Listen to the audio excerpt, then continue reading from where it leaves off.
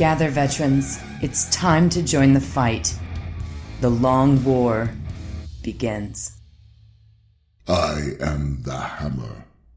I am the sword in his hand. I am the gauntlet about his fist. I am the bane of his foes and the woes of the treacherous. I am the end.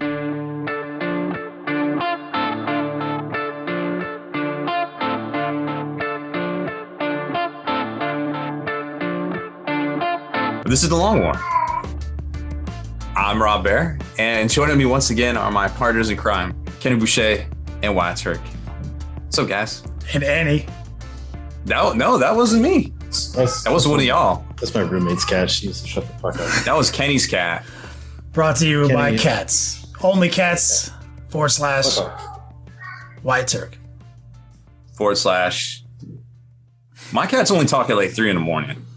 Oh, pretty classic. They're like, "Hey, are you sleeping? Okay, cool. Let's talk." I'm like, My cat, he only talks to me when I'm in my recliner. He'll remind me that he's there. He'll just like come up and just be like, "Meow," and then he'll want me to pet him. But otherwise, he doesn't like shout or anything. Cats. Well, cats are the best. we had a pretty nice after hours edition of this podcast. Check that shit out when you guys get a chance. I have an announcement to make. Do you? I don't know if you saw the pictures, Kenny, but I cracked my toilet seat like in half. I did see the pictures. I mean, yeah, that happens to me about twice a year. Direct correlation. I recently started eating ice cream. You trying to say you got heavy? I do. I might be a fatty. I don't know. Like, I started eating ice cream. I started breaking things that normally supported my 100. Are you sure you're just not like lactose intolerant and something else is happening in that toilet? No. This was purely a weight thing. See, my first thought was that like lizard muscles are like they have denser fibers. So Rob is like a skinny dude, but he probably weighs like 500 pounds of just lizard muscle, and human toilets can't facilitate that type. No, you're right. Fortunately, it's very easy to find replacement toilet seats. They only make them in 2 different sizes, oval and round. I'm a rounder. Yeah. Well, you're getting older. You might want to get a padded one. I hear those are nice. No, I didn't get that, but I did get the slow close, so you don't like shabam. It like, I feel like I would go with padded over that. Yeah, butt pad seems nice. I mean, I'm not like a scientist, but I'm pretty sure you spend like 15 years of your life taking shits. Yeah, I do some of my best work there. Yeah, that seems like an accurate figure. There was a lot going on this morning. A very, very much a lot going on this morning. I didn't need that, but I just wanted to share. I thought you could maybe appreciate my 5:30 a.m. Rob plight. I do appreciate it. Thank you for sharing. Wyatt, you want to tell us a joke? Yeah. Would you rather only be able to dress like the 1950s or only be able to dress like the last cartoon that you saw?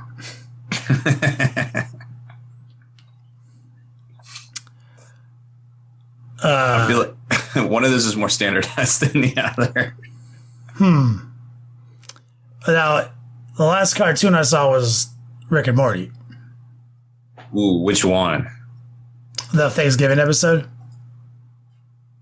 So that's a little weird. So am I like randomized by the djinn into some version of that, or do I get? Well, you have to cosplay as the stuff in that cartoon. So there's some normal stuff in that cartoon I can wear. There's some suits.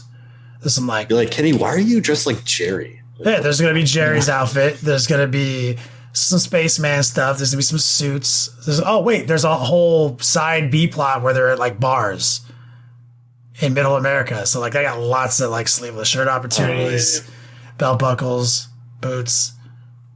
That's easy. I'll take Rick and Morty. Take the cartoon. I had to Google 1950s fashion, and it looks like it's pretty much it's either everybody dresses like Mad Men, the TV show, or like strangely like Grease. Yeah, it is Grease. It's a picture of Grease. There's Travolta. So like I don't. Oh, okay. Until you said Travolta, I was like Grease, like the country Grease. Like, was there a phase in the 50s where everybody wore like tunics and shit, and I just wasn't aware? Like, I don't know why are they dressing like Grease? I don't know. I could go for the Mad Men look. What was the last cartoon you watched? Dude, I don't even know. Oh, I watched that MODOK from the Robot Chicken. Does it even count as a cartoon? Yeah. Yeah, I guess so. So yeah, I have to take 50s or else I'd be out there dressed like fucking He-Man characters. Oh, that's not good. I'd be like rocking the fur loincloth, and it's fucking too hot in Texas. Yeah, but you'd have the sword of power. Yeah, but it'd also have like a fur like. But like as a cosplayer, he would have this sort of power. Yeah, I don't think there's Jin's giving us superpowers because what? So I would just be like outside in Texas getting sunburned because I can't wear a fucking shirt and I'm Irish. So that's like I crisp like bacon, dog.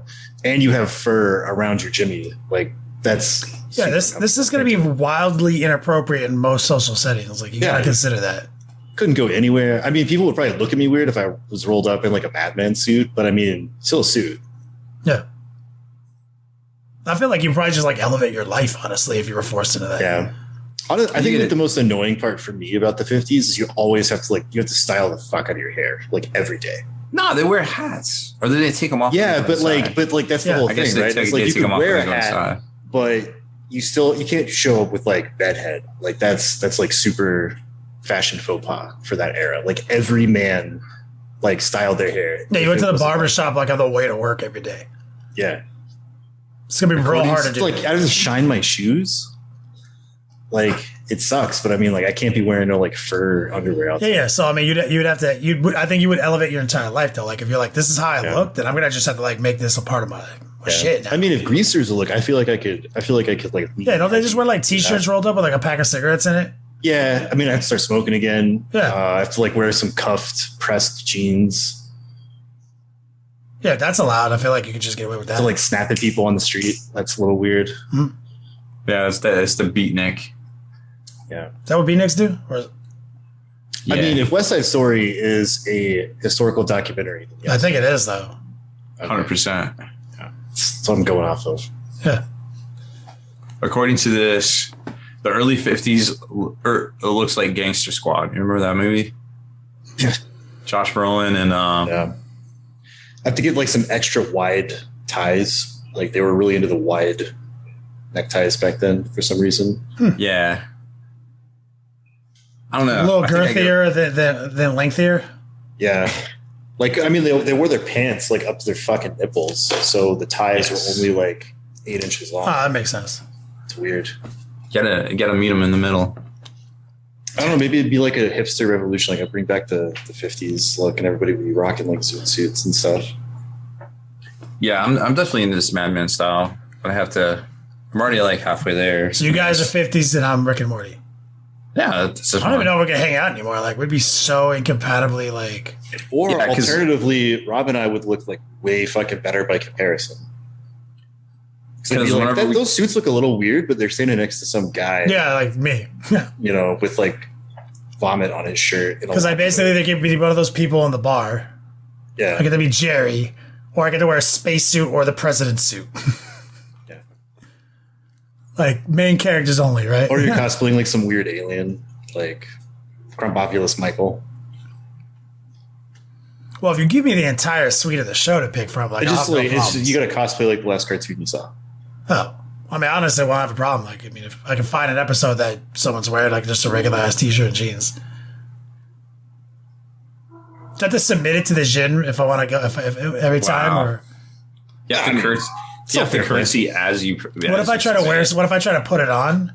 Does it magically appear in my closet when I want it, or do I have to go? That's what I have to go buy. It's like I would say, you know, it's magic, so it's like all your clothes are replaced. You know, like you don't get a choice. Makes sense. Yeah, I think I can live my life that way. Yeah. I mean, like I could dress like Morty, even though, like. Yeah, why would you do that? Jeans. Huh. What was that one dude who was in the? It's like Rich Chutbeck. Is that his name? Yeah, I think so. I can do this. I'm in. Get a Gotron outfit. All right, Once again, we all dressed differently.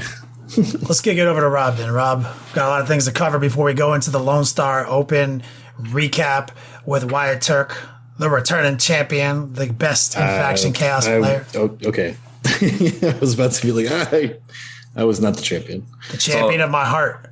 I was the champion of playing chaos. The people's champion. The pre-cut champion. That's what I'm called around here. Yeah, exactly.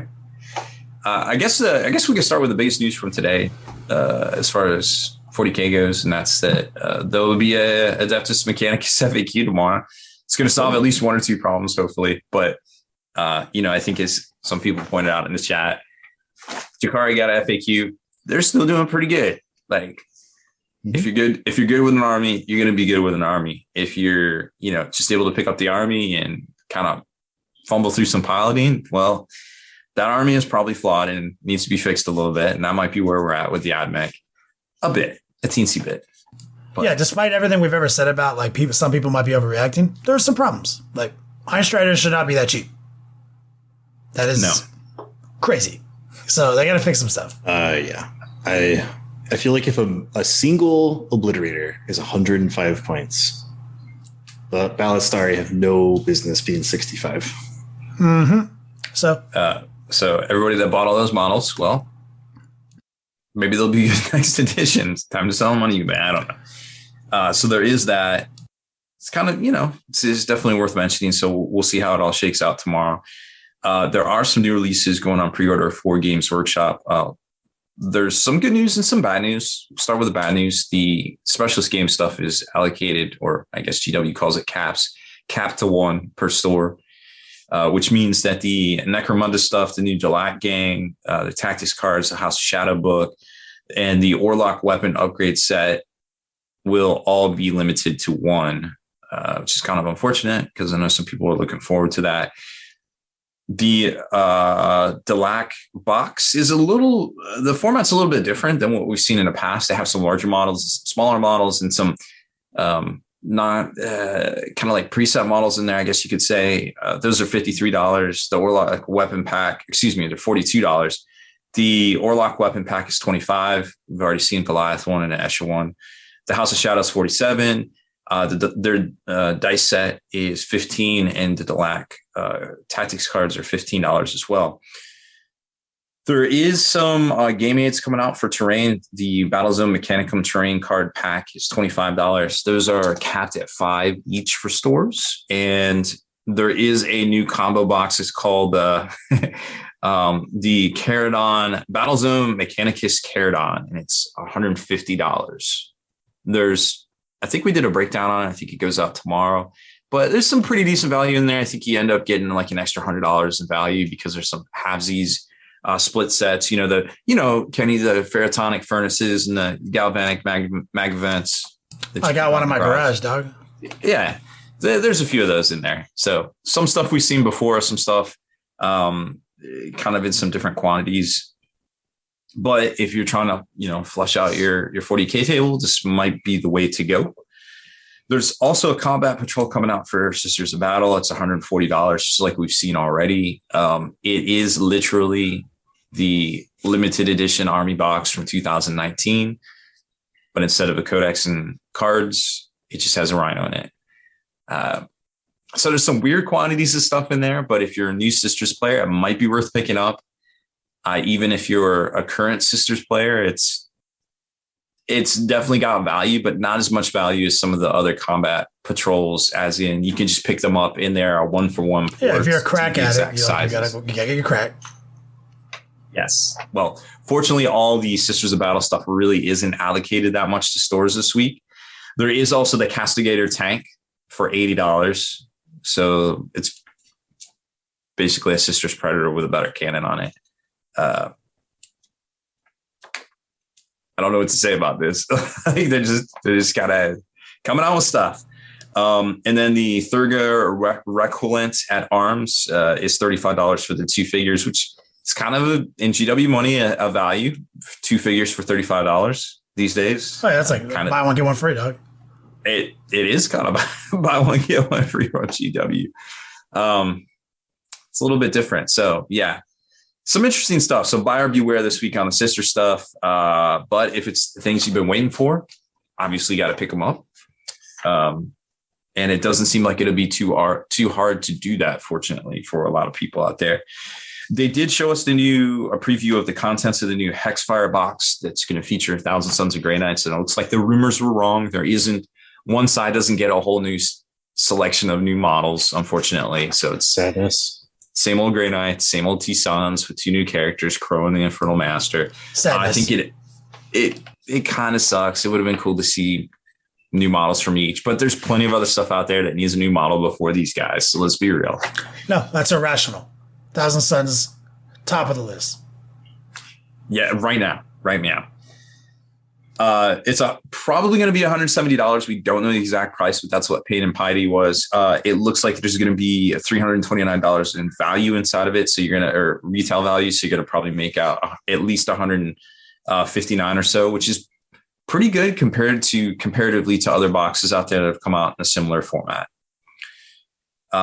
There was some rumors too that Deathcore Krieg are going to get plastic Death Riders because in the Orc Beastnaga box, there is artwork for Death Riders, which alongside of current edition Orc models, which probably means they're coming because GW doesn't waste resources like that. The plastic ones look really nice, so that'd be cool, I guess.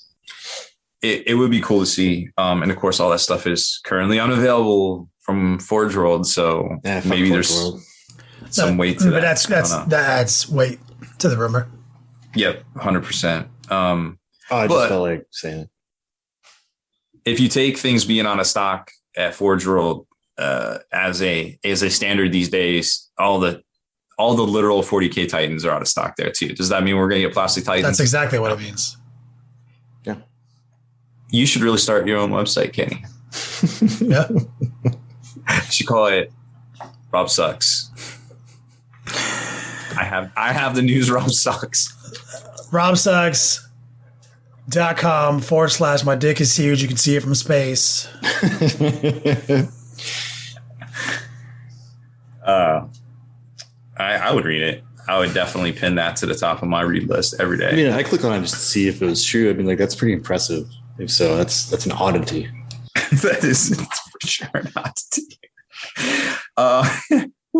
Also, another hidden in plain sight moment from the Orcs as well. In the Orc Codex, there is a image of what looks to be a new Blade Guard. Space Marine Blade Guard, could be lieutenant, could be a captain.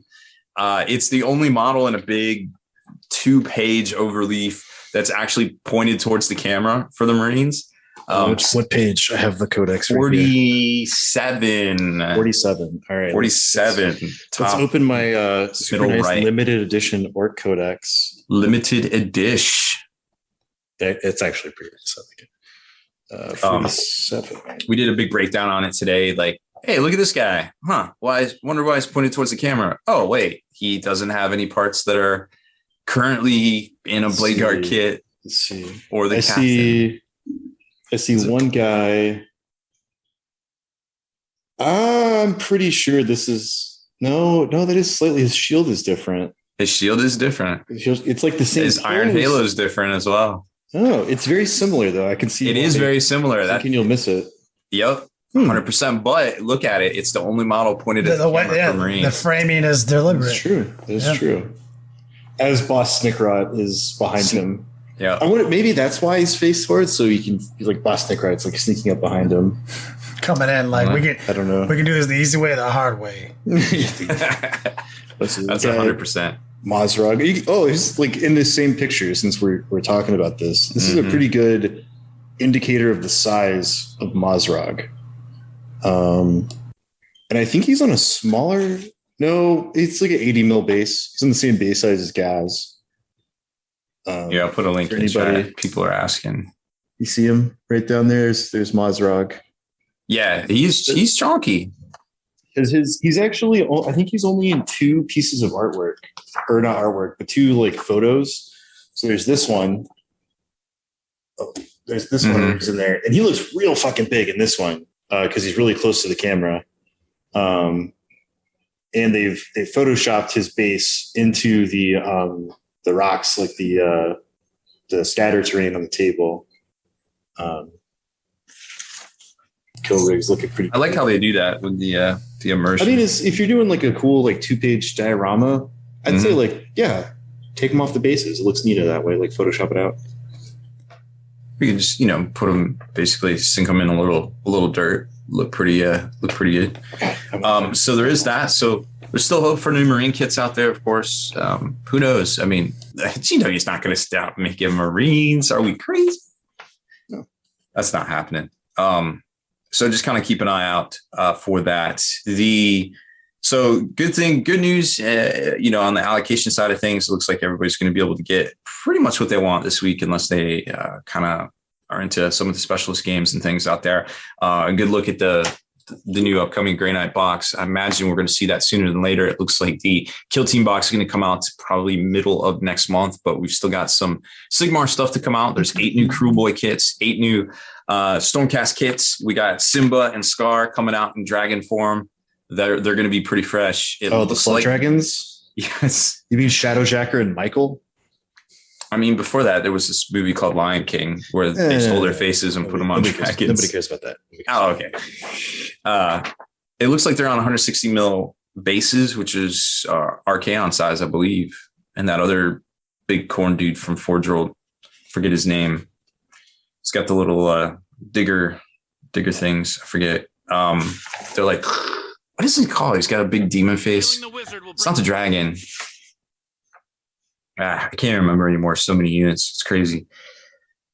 I did want to mention that there is a little bit of a developing story where the Emperor's text-to-speech YouTube channel is preemptively going on in indefinite hiatus. There's a 25-minute video where they basically talk about they're scared, I guess, which is respectable. I definitely wish them the best. Hope they pivot into something good, and they have a huge following. So it's kind of sad to see that they are. I think they're talented enough to where they could make anything, and people would still watch it. I think they're good comedic writers. Yeah, no, they're definitely on par with Flash Kids for sure. I can't say which one I would like to just point out that, I think when it comes to GW's policy, you kind of have to read between the lines on the things GW is saying. Everything GW said is what GW wants everybody to do. What is actually enforceable is determined in court. Yes. But there are certain protections. There are certain things that you are entitled to do under. I don't want to get into the nitty gritty, but I'm basically saying that if this was the case, everybody would just be shutting down right now. And that's not the case. So I think, and remember, Chapter House fought Games Workshop because they had pro bono representation because of the issue at hand. And that's not to say that if any of these platforms out there came into a official dispute in a court of law with Games Workshop, that they wouldn't get that assistance from the mainstream. Because remember, there's a lot of these firms and things that will support people because of the exposure it gets. And then when there are those big juicy paying cases out there, they have that rainmaker ability for their firm. So I think a lot of the stuff along with the 3D printing, policies and things are just enforceable if and notices will go out if it's egregious. And I don't feel like they're egregious, and I really hate to see them go. So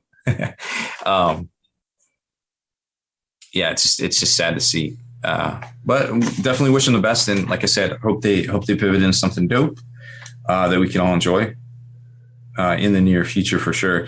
Financial wise, on Games Workshop, they put out their big financial statement for basically June of last year to June of this year. And surprise, surprise, GW made a lot of money. They probably didn't make as much as they could have if, the world was operating as normal, but they still did pretty good.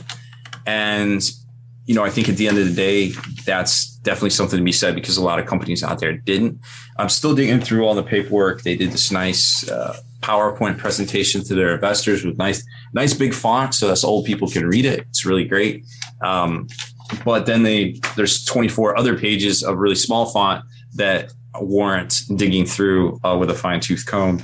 And so far, there's a lot of good stuff in here. They did. One of the points I wanted to talk about was that even through all the things that were happening, they opened up a lot more accounts with trade accounts with stores and other, retail establishments. And they actually gained. I thought a lot of stores were going to shutter. That may be the case, but they opened up a lot more accounts across the board, which is really interesting to see in this climate, so to speak. So that was something I definitely didn't expect. They kind of stood out to me right away in their financial report. Almost simultaneously at the same time, there was some stuff on Reddit, and a former rules writer and developer came out and was kind of having a little bit of a Twitter rant about pay scale and things like that at Games Workshop. And while I feel like some of that might have been relevant, unfortunately, it was kind of like 4 or 5 years old at this point, and kind of slanted in a way that he wasn't really presenting maybe all the facts as best he could. And he eventually walked it back and put out a huge post where he got more into it. He, kind of walked a few things back and said a couple things a little differently. But I think at the end of the day, that if, there was a big issue with this, and Games Workshop, quote, wasn't paying its talent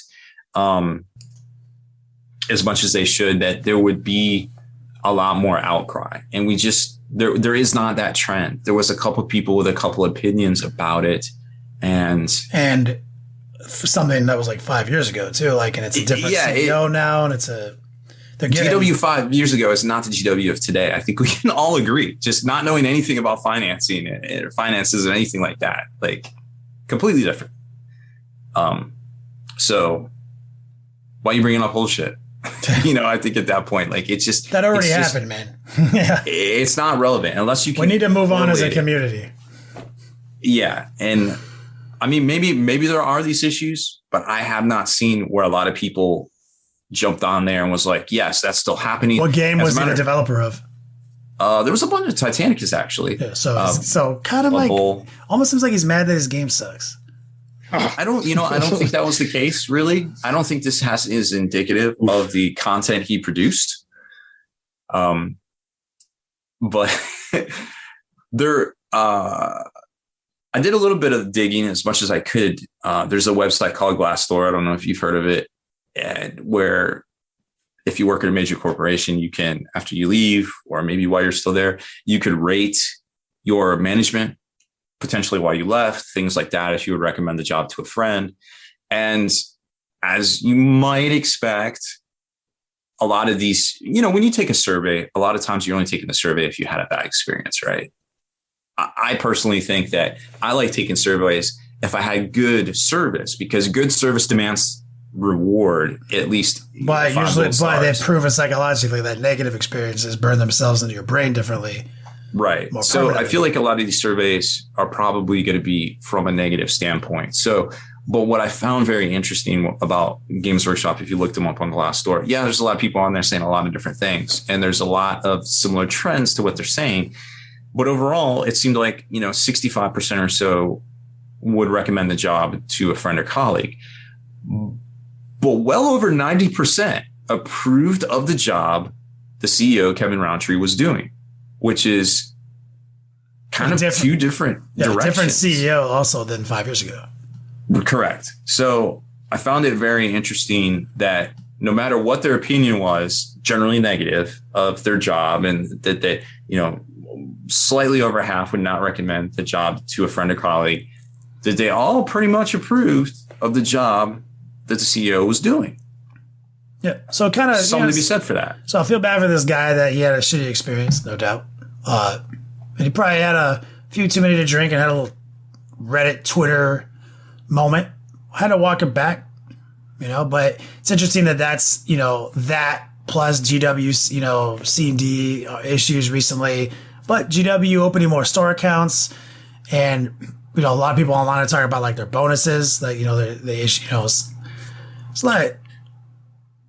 Yeah, I kind of forgot about the bonus thing because that's kind of been the case over the past couple of years. GW, it's great. It's a great place to work. It seems like you're going to get some sort of bonus. Yeah, I feel like there could be resentment there. Honestly, like I think that wasn't a thing, and I think that's why when the financials came out and the announcement of the bonuses came out, then we saw those rants kind of happen, and then it kind of died off, and there was no uptick in them, which leads me to believe it seems weird. Like if I worked for the company like 5 years ago, and then like after I left, the company was in a place financially because of new management that they could give those bonuses. Why would you get upset at like the current management for your bad experiences with previous management? Like, I mean, I guess I get the sentiment of like, oh, I wish I could have had that, but it's like, It's not their fault that like fucking Kirby or whatever his name was, an asshole. True that. So looking forward to like future investigations and follow-ups on some of your more recent articles on Spiky Bits as we follow some stories. Some pretty good stuff out there like already, but is that it for our news segment? Do we have any new releases like outside the GW market right now? New stuff, not a whole awful lot that I'm tracking. I think Army Painter announced their air paints would be coming out shortly. They just put out a whole bunch of new. I think there's some new MCP stuff on pre-order. Marvel Crisis Protocol. Pre-order wise, Jean Grey and Cassandra Nova. They're out. Okay, so that's new. Where's these? Carnage and Mysterio. I think that we haven't talked about them. Yeah, so you're going to notice this too, Wyatt, that there's a bit of a weird availability issue right now with Marvel Crisis Protocol and X-Wing, any of the Atomic Mass games. So some countries are getting them sooner than the States. And so you can actually get Carnage, Mysterio, Spider-Man, Black Cat, and Lizzie Craven just came out here in the States. You can actually order those from like Canada or some of the European countries, even the UK, and get them in here in like a week or two. But they're not out. They're not even like on the hey, they're going to come out soon. So but some of the stuff is coming in. So I think there was like this weird thing like right around the first of the year where some of the stuff was getting produced and it might not got produced in the numbers, or it might still be just like sitting offshore. I don't know what's going on with it, but it's a little frustrating if you're trying to get some of those, they call them Spider Foes. If you're trying to get some of the Spider Foes releases, it's a little frustrating right now, but I'm sure they'll hit soon. Update on Atomic Mass. Thank you. Would you want to jump into Lone Star open covers then? Sure. Yeah, sure. All right. Well, we got Wyatt. He's going to lead us in a little news coverage of the how that event shook out. As someone who participated in that event and did quite well, if you've been following along at home, let's walk us through it, man. Yeah. So first and foremost, I gotta shout out Frontline Gaming Crew, Reese and Frankie, and Kicker. Great event. It was fantastic. It was run super smooth. So I know that like part of that is on them, part of that's on BCP as well. So I guess shout out to BCP for being smooth. The stream was really cool. So like I think Val was running that. I apologize, I can't remember the other guy's name because I only met him in passing, but the stream was super well done. So like shout out to them. So yeah, it was really cool. I think in the pre-show we talked a little bit. People had questions for the the terrain, and the terrain was really good. It was it's Frontline terrain. They have pretty solid, useful terrain, and the big thing was player place terrain this time around. Like they were going to do it, see how it worked. But it's slightly a misnomer. Like you have to read the packet. And I was describing it as, quote, like build your dream deployment zone, because the way that it works is everybody has 5 or 6 of the same pieces of terrain. So it's mirrored. And you only get to put terrain in your half of the board. So you would roll for attacker and defender, and then you would pick a half of the board and then start alternating placing terrain, right? It takes like 2 minutes, super fast.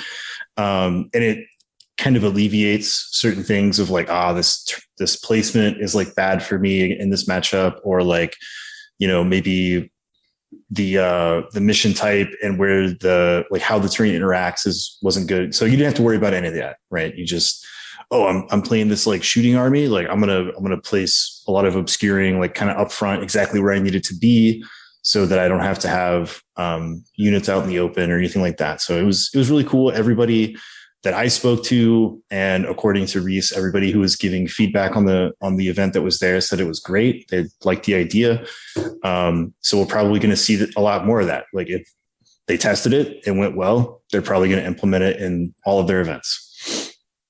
And then a lot of interesting lists coming out of that event. Not a whole lot of AdMech showed up. I think there was 13 players. Somebody might have to fact check me on the full roster, but I think that's about close to what it was, like 13 or maybe 15 or so AdMech players. And some of them did make it in the top 10 for sure. Also some Drukhari in the top 10, Sisters. And then we had some upsets. So I got to get a shout out to Marshall Peterson. I actually talked to him for a few minutes at the event. He got 4th place with Necrons. Fuck yeah. At a major, right? He made it to the top 8. I played against Sean Naden on the live stream, and he had a really interesting list, and he was super knowledgeable. Also, Oliver Smith coming into the top 10 with White Scars. Got 6th place with White Scars. There were some interesting finishes inside the top 8 for sure. Yeah. And then Texas boy Colin Medade got 3rd place. I was rooting for him. He played John Lennon in the second to last round and ended up getting beaten out. So ended up with 3rd. And then the final was John Lennon and Sean Naden. And in what many people thought was an upset, because going into this game, Sean was like the heavy favorite for like mission type and matchup. John pulled it out. So like big props to John Lennon for winning the event overall. Great job.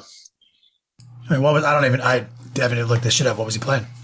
Sisters. He's playing some Sisters. The Battle Sanctum. Yeah, I think like there was a lot of talk about he brought a fortification. And definitely like works into the format of like placing terrain, like play the build your own deployment zone terrain kind of thing. I actually had to look up what it does. So I was like, what is a Battle Sanctum? Like, what does that do? Honestly, it doesn't do a whole lot. It's kind of just like an extra ruin. And there is like a little thing you can do to like get miracle dice. It's like a word salad type of rule, but there is a small interaction with his army that it does for him, other than being like another obscuring piece of terrain. So yeah, it was like interesting choice. Worked out. He played really well. Somebody in chat mentioned that Sanctum was short, maybe illegally so. Can you confirm that? I didn't see any pictures. I cannot confirm nor deny. I do not know what a Battle Sanctum looks like. He did have like the statue piece that goes with it. So I'm not sure. It's pretty tall.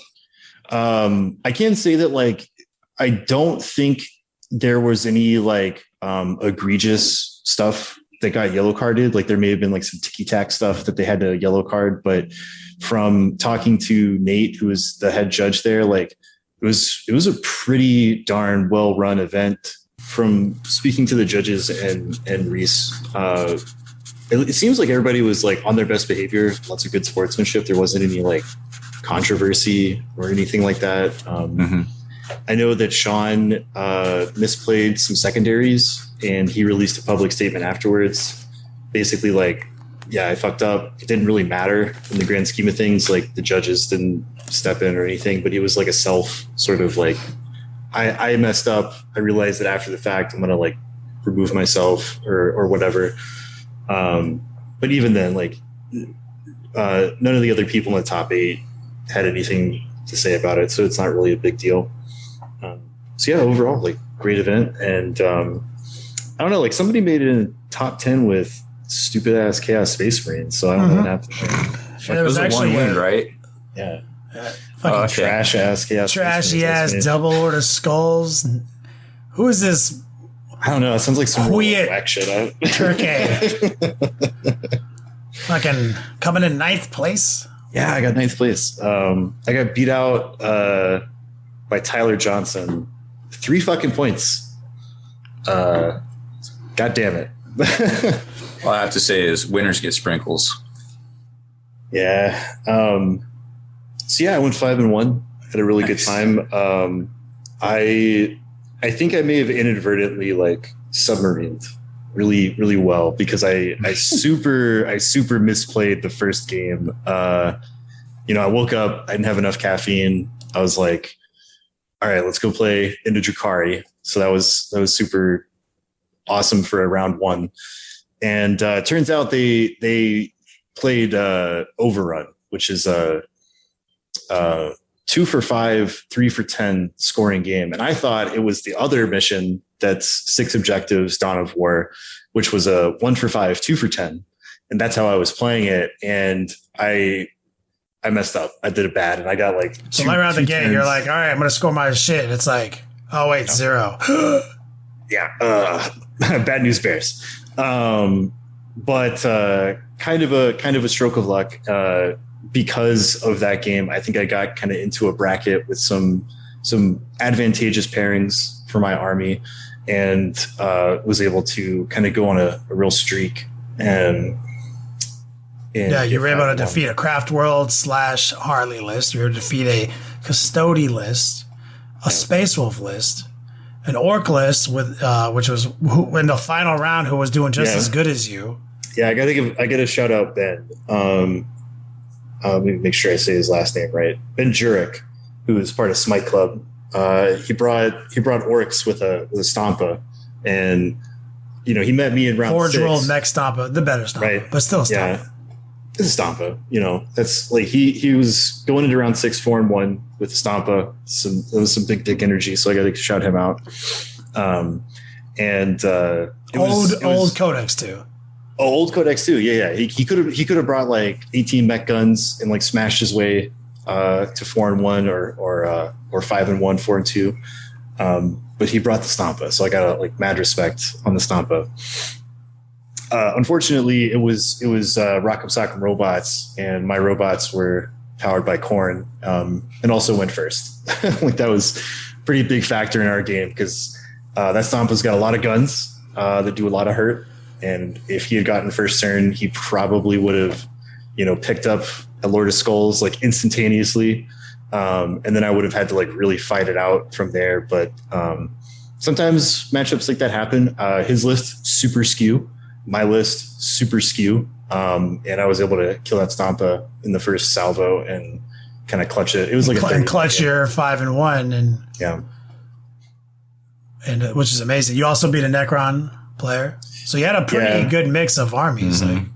Yeah, nothing like I don't think that I was a genius by any means. I think I got pretty lucky. I definitely want to stay humble because I think those matchups just happened to be really good for me because I could have played more Drakari. I could have played Admech. I could have played Sisters.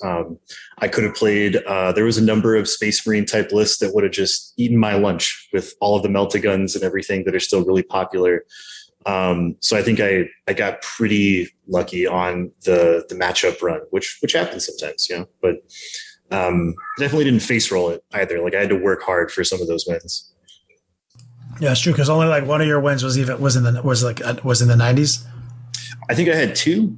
But one of those was like the Orc list where it was just like as soon as that Stompa was picked up, it was just sort of like just Gatling gun on those boys and not much he could do from there.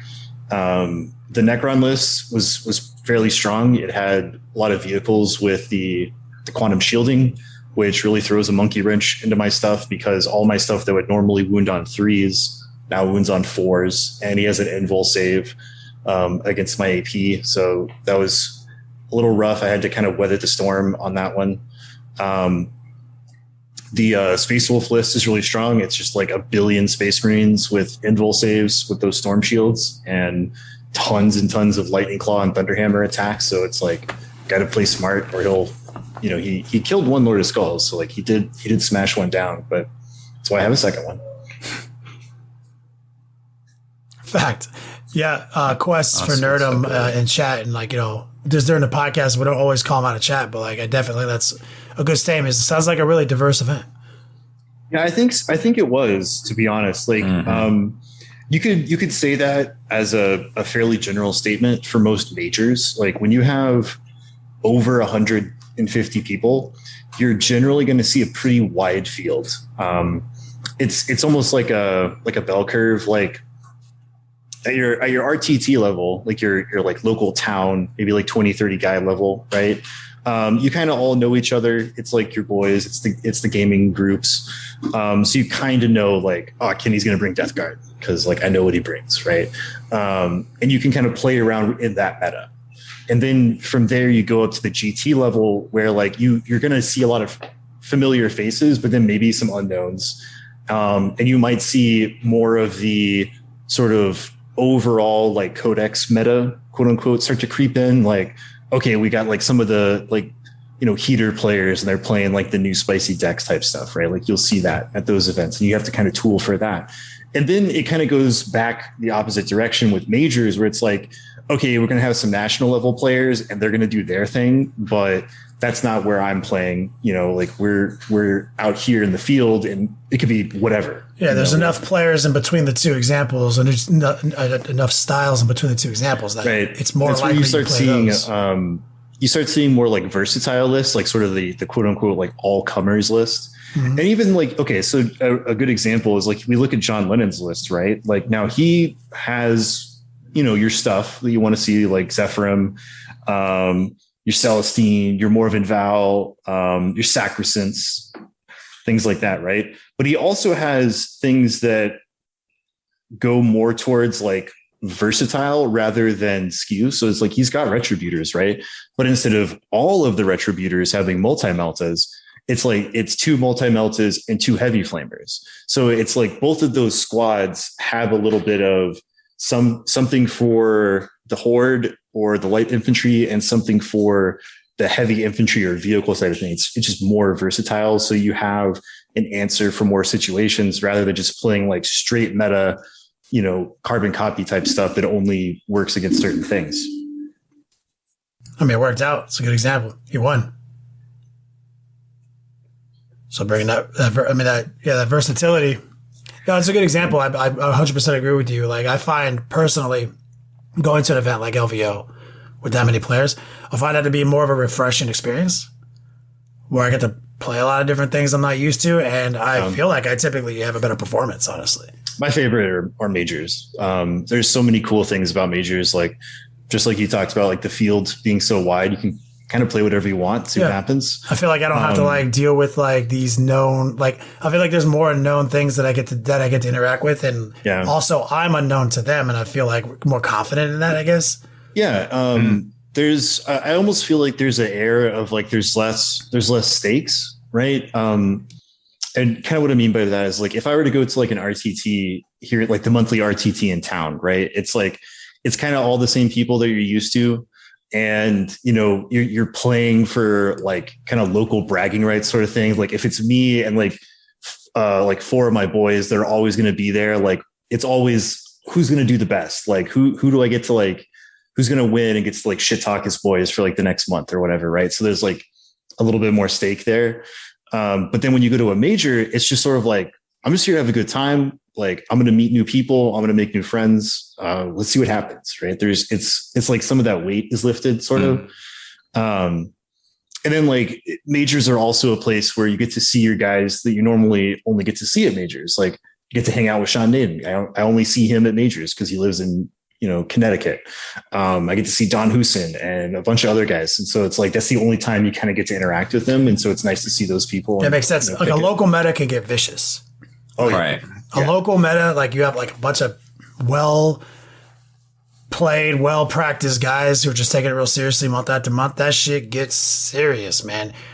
But then the pressure kind of lifts when you go to one of these bigger events.